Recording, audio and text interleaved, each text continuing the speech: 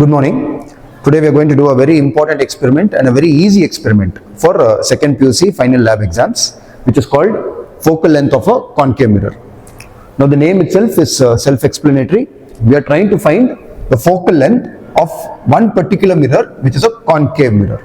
Now we know we have two types of spherical mirrors, a convex and a concave. The one that we are going to do now is a concave mirror. Now in this experiment, the principle is very simple. First is the definition of focal length, which is the distance between the pole and the principal focus. So for any mirror, if I take, the distance between the pole and the focus is what we call as focal length. That distance is what we are going to find today. Also, to do this experiment, another important principle is required, where the object distance should be greater than the focal length. If the object distance is lesser than the focal length, we will end up with a virtual image. Now we are keeping the object distance greater than the focal length, therefore we will get a real and inverted image. Now when it is a concave mirror, it can form a real image, it can form a virtual image. Among the virtual images, it can form only one, which is a virtual enlarged image. But when it comes to real images, a concave mirror can form multiple real images. One is a real image which is diminished, a real image which is of same size, and a real image which is enlarged. Now the real images are all formed if you keep the object at a distance greater than focal length. So we will take readings by keeping the object distance greater than focal length. Once we take a set of 3 readings, we will note it down in a tabular column, which is the object distance. Remember, object distance is always negative. Then we will try to find the image distance. For a mirror, if it is a real image distance also will be negative. And then we will put it into focal length formula, u into v divided by u plus v, and we will calculate the focal length. Which means the formula that we are going to use in this experiment is mirror formula. Mirror formula is 1 by f is equal to 1 by v plus 1 by u. When you take an LCM, we get f is equal to u into v divided by u plus v. This is the idea behind the experiment.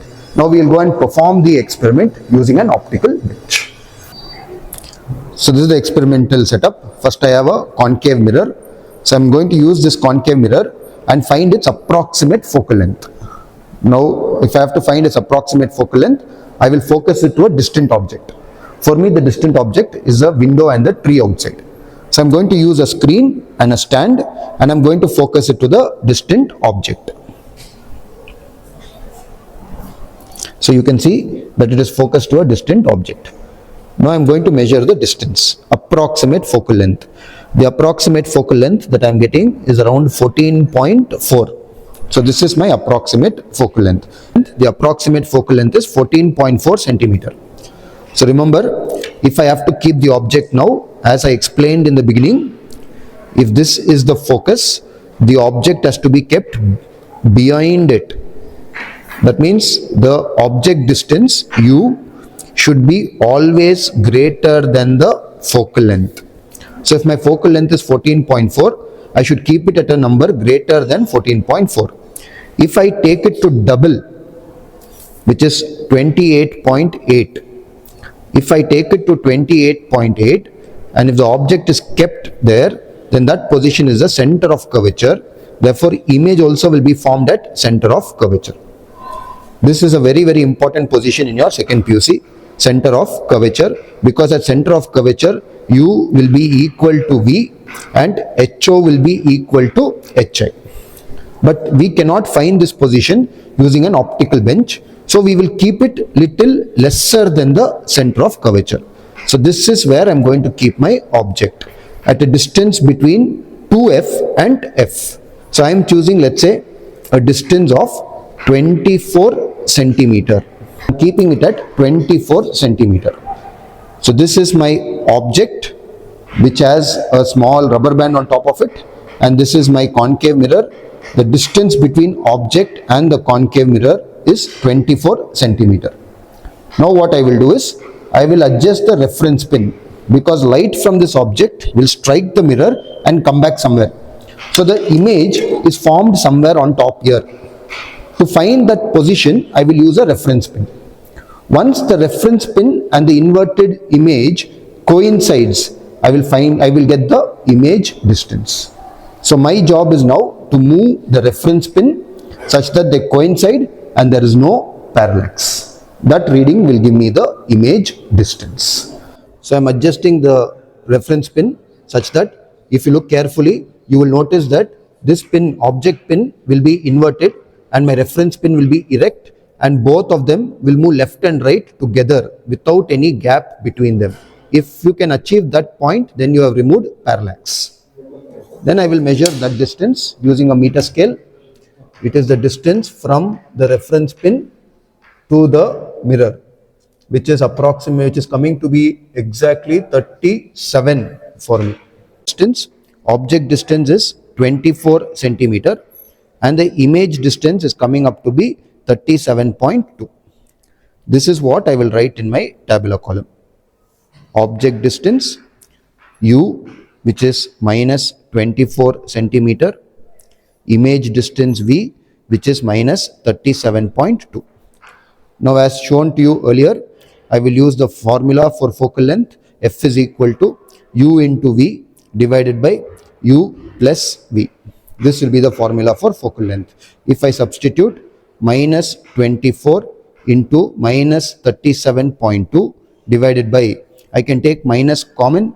So minus comes out common. I am left out with 24 plus 37.20 minus 24 into minus 37.2. It will become plus 892.8.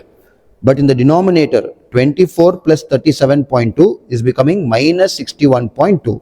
So therefore, the whole reading will become minus 892.8 divided by 61.2.